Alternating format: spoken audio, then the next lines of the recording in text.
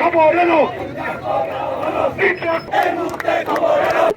মানতে হবে, আরে এই মুহূর্তে মানতে হবে, মেনে না, আরে এই মুহূর্তে খবর এলো, আরে ট্রেনটাতে ধরে হলো, এই মুহূর্তে খবর এলো।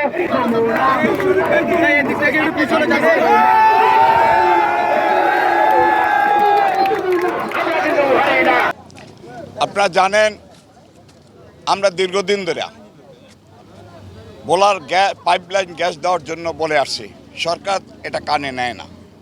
এখন আমরা বোলার সর্বস্তর মানুষ সকল দল মিলে ঐক্যবদ্ধ হয়েছি যে আমাদের 6টা দাবি আমরা পেশ করেছি, যে ঘরে ঘরে পাইপলাইন মাধ্যমে গ্যাস দেওয়া, ভোলা বরিশাল সেতু সহ মেডিকেল কলেজ সহ আমরা 6 দফা দাবি করছি। এটা কিন্তু আমাদের মৌলিক অধিকার, ন্যায্য দাবি।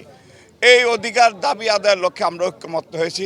আজকে আমরা প্রথম যে ইন্টারকো গ্যাস, যে প্যাসিস সরকারের বিদ্যুৎ প্রতিমন্ত্রী নসরুল্লাহ হামিদের এই ইন্টারকো কোম্পানির মাধ্যমে যে গ্যাস নেয়, এটা আমরা তালা মেরেছি।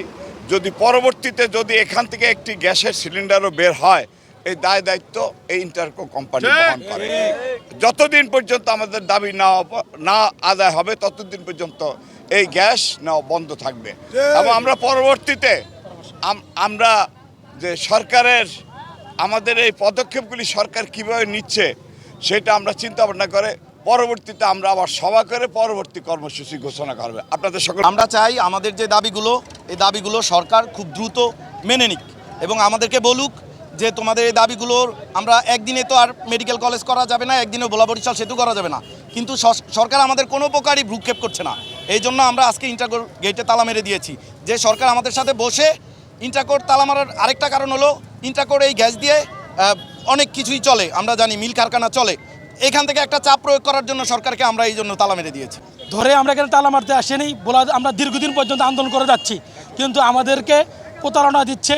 আমরা ঘরে ঘরে গ্যাস চাচ্ছি, কিন্তু সরকারের পক্ষে আমাদের সিলিন্ডার দিয়ে আমাদেরকে স্বাভাবিকভাবে বুঝ দেওয়ার জন্য চেষ্টা করেছে। আমরা বারবার দাবি করেছিলাম আমাদের যে 6টা দাবিগুলো মেনে নেন, কিন্তু সেটা না মেনে আমাদের সাথে প্রতারণা করেছে। আমরা আজকে বাধ্য হয়েছি ইন্টারকো কোম্পানির অফিসে তালা লাগাতে। আমরা শুধু এখানে তালা মারার ভিতরে সীমাবদ্ধ থাকবো না, কঠোর থেকে কঠোর কর্মসূচি আসবে। আমাদের এই দাবি আদায় না হওয়া পর্যন্ত ইনশাআল্লাহ ভোলাবাসী প্রস্তুত রয়েছে।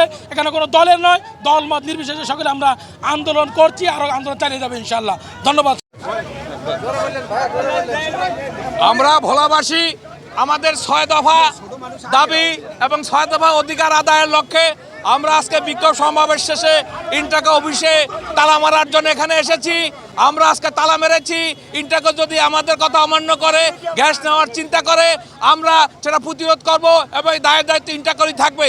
আগামী দিনে আমরা আমাদের 6 দফা আন্দোলন এবং 6 দফা দাবি আদায়ের লক্ষ্যে আমরা কঠিন আন্দোলন করব যদি সরকার আমাদের দাবি না মানে।